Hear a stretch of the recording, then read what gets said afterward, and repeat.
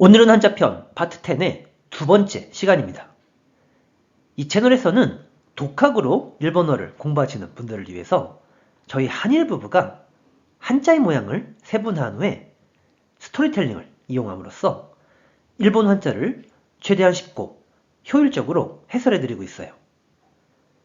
독학으로 공부하는 대부분의 분들께서 한자암기가 너무나 힘들거나 한자 때문에 골치를 앓고 계신 분들도 상당히 많으실 거예요.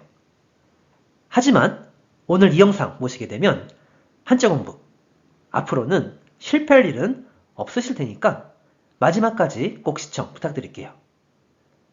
그럼 바로 본론으로 들어가 볼게요. 이번 파트에서는 6달월이 쓰이고 있는 30개의 한자를 소개해드릴 예정이에요. 지난 시간에는 이 6달월에 대해서 자세히 소개를 해드렸고 또한 개별 한자에 대해서도 4개를 이미 소개해드렸어요. 따라서 이 영상이 오늘 처음이신 분께서는 이전 영상을 함께 시청해주시면 훨씬 더 효과적인 한자 공부가 가능하실 거예요. 자, 그럼 오늘은 새롭게 4개의 한자를 소개해드리도록 할게요. 지금 오늘의 주인공인 4개의 한자들이 보이고 있어요. 그런데 가장 먼저 모든 한자들 속에 지난 시간에 설명해 드렸듯이 사람의 몸이나 육체를 의미하는 한자인 6달월이 쓰이고 있다는 점을 확인해 주세요. 그럼 바로 이러한 특징을 참고하면서 오늘의 첫 번째 한자부터 소개해 드리도록 할게요.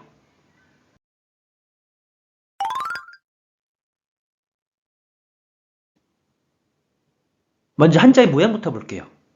이 한자는 모양을 세분화해보면 왼쪽에는 사람의 몸이나 육체를 의미하는 한자인 6달월이 와 있고 오른쪽에는 쌀포가 와 있어요. 참고로 쌀포는 아랫부분에 몸기가 와 있는 게 특징이에요. 한편 윗부분에는 이하이가 와 있는데 도대체 이하이는 무엇인지 잘 모르시겠죠? 그래서 이 부분은 아주 솔직하게 무언가를 의미한다고 한번 생각해 볼게요. 따라서 쌀포는 갓난아기의 몸을 포근한 무언가로 싸다 라고 이해를 하시면 한자암기가 수월해지니까 함께 메모해 보도록 하세요. 그럼 이번에는 스토리텔링을 이용해서 한자를 쉽고 효율적으로 암기해 보도록 할게요. 지금 누군가의 몸이 보이고 있어요. 그런데 이 몸의 내부를 한번 들여다보면 셀 수 없이 많은 개수들의 세포들이 쌓여져 있죠. 자, 그럼 문제입니다. 이와 같이 우리의 몸속에 셀 수 없이 많게 쌓인 것이 무엇인가요? 정답은 세포죠. 따라서 이 한자는 세포포라는 한자가 됩니다. 이번에는 세포포에 대한 일본어 발음을 원어민 발음으로 확인해 볼게요. 먼저 뜻으로는 발음이 없고 음으로만 보 라고 발음해줘요. 그럼 먼저 대표적인 어휘를 소개해 볼게요. 사이보 이게 바로 세포라는 어휘가 돼요. 그럼 다음에는 이 사이보를 사용해서 일본어 예문도 한 가지 만들어 볼게요. 人には細胞があるが、サイボーグには細胞がない。人には細胞があるが、サイボーグには細胞がない。 사람에게는 세포가 있지만 사이보그에게는 세포가 없다라는 문장이 되는데 근데 지금 발음이 어떻게 됐나요? 사이보그니와 사이보가 나이가 됐네요.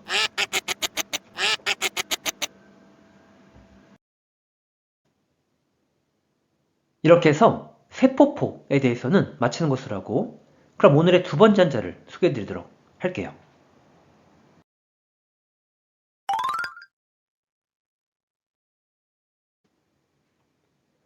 먼저 한자의 모양부터 볼게요. 이 한자는 모양을 세분해보면 왼쪽에는 6달월이 와 있고 오른쪽에는 엄밀하게는 다르지만 형과 이하이가 더해져 있어요. 그런데 이하이는 생김새가 마치 두 손을 들고 있는 모습을 담지 않아요? 따라서 이 윗부분은 한자를 쉽고 효율적으로 암기하고자 하는 취지에서 두 손 든 모습을 의미한다고 한번 생각해 볼게요. 그럼 이번에는 스토리텔링 가볼게요. 지금 바깥에서 일을 마치고 돌아온 형이 보이고 있어요. 그런데 몸 전체가 땀범벅이 된 바람에 두 손을 들어서 옷을 벗고 있는 중이에요. 자, 그럼 문제입니다. 이와 같이 몸이 땀범벅이 된 형이 두 손을 들어서 옷을 뭐 하고 있나요? 벗고 있죠? 따라서 이 한자는 벗을탈이라는 한자가 됩니다. 이번에는 벗을탈에 대한 일본어 발음 확인해 볼게요. 먼저 뜻으로는 脱ぐ、脱ぐ、 한편 음으로는 立つ、立つ、 라고 각각 발음해줘요. 그럼 먼저 대표적인 음도거의부터 소개해 볼게요.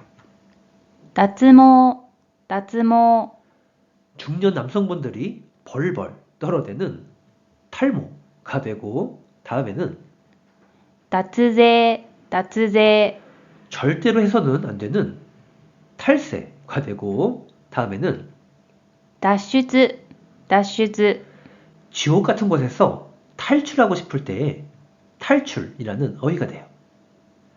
그럼 이번에는 훈덕어휘를 사용해서 일본어 예문도 한 가지 소개해 볼게요. ヌードモデルは脱ぐのが仕事だ。ヌードモデルは脱ぐのが仕事だ。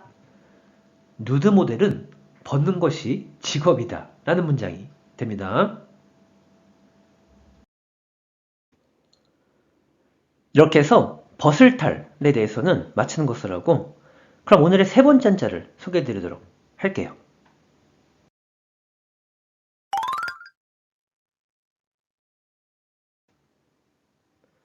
먼저 한자의 모양을 보면 왼쪽에는 육달월이 와 있고 오른쪽에는 무걸중이 와 있네요. 자, 그럼 스토리텔링입니다. 지금 어떤 할아버지의 몸이 보이고 있어요. 아니 근데 얼굴 부분을 보니까 무겁게 느껴지는 종기가 달려있네요. 자, 그럼 문제입니다. 이와 같이 우리의 몸에 무겁게 달려있는 것이 무엇인가요? 정답은 종기죠. 따라서 이 한자는 종기종이라는 한자가 됩니다. 그럼 이번에는 종기종에 대한 일본어 발음 확인해 볼게요. 먼저 뜻으로는 晴れる、晴れる、 한편 음으로는 シュ、シュ、 라고 각각 발음해줘요. 그럼 먼저 대표적인 음덕어휘부터 소개해 볼게요. 腫瘍、腫瘍、 종양이라는 어휘가 돼요. 그럼 다음에는 훈덕어휘를 사용해서 일본어 예문도 한 가지 만들어 볼게요. 悲しい映画を見て目が腫れるくらい泣いた。悲しい映画を見て目が腫れるくらい泣いた。 슬픈 영화를 보고 눈이 부을 정도로 울었다 라는 문장이 됩니다. 이렇게 해서 종기종에 대해서는 마치는 것으로 하고 그럼 오늘의 마지막 한자를 소개해 드리도록 할게요.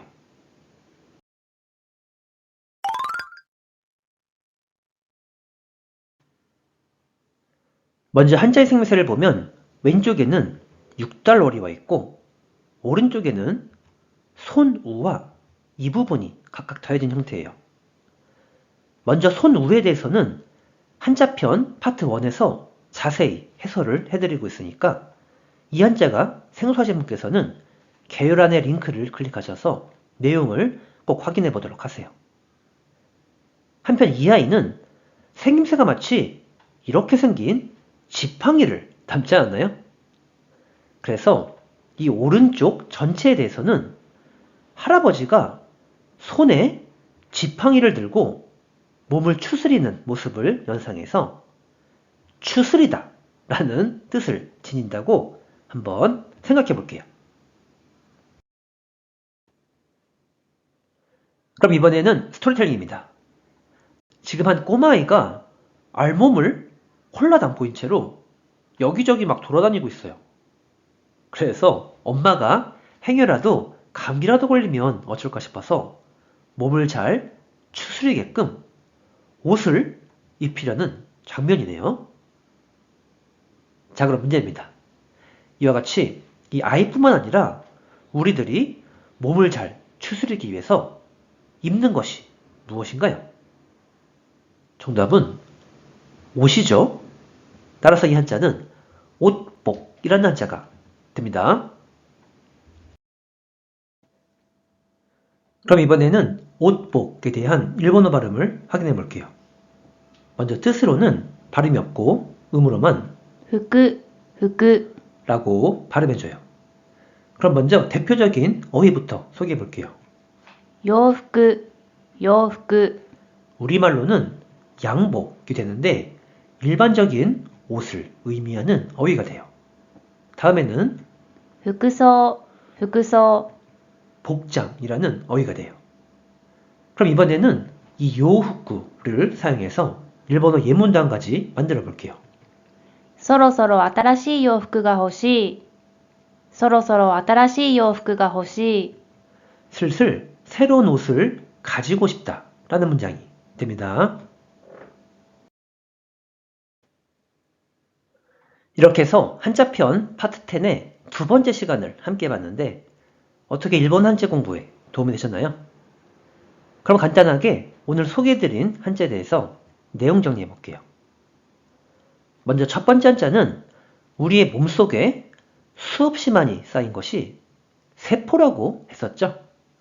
그래서 세포포가 되었고 뜻으로는 발음이 없고 음으로만 보라고 발음한다고 했어요. 두 번째 한자는 몸이 땀범벅이 된 형이 두 손을 들어서 옷을 벗는다고 했었죠. 그래서 벗을탈이 되었고 뜻으로는 누구, 음으로는 나츠로 각각 발음한다고 설명드렸어요.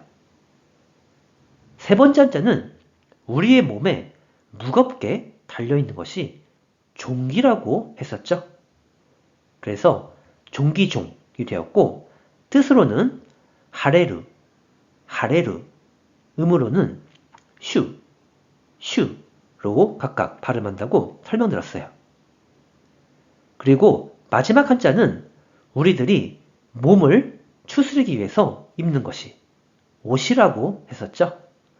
그래서 옷복이 되었고 뜻으로는 발음이 없고 음으로만 후쿠로 발음한다고 설명드렸어요.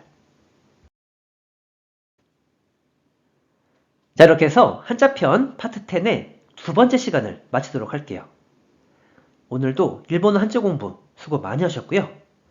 이 영상이 오늘 처음이신 분께서는 한자편 파트 1부터 파트 9도 함께 시청해 주시면 훨씬 더 효과적인 한자 공부가 가능하리라 생각합니다. 자, 그럼 다음 시간에 다시 만나도록 할게요. 소리자, 맞다네.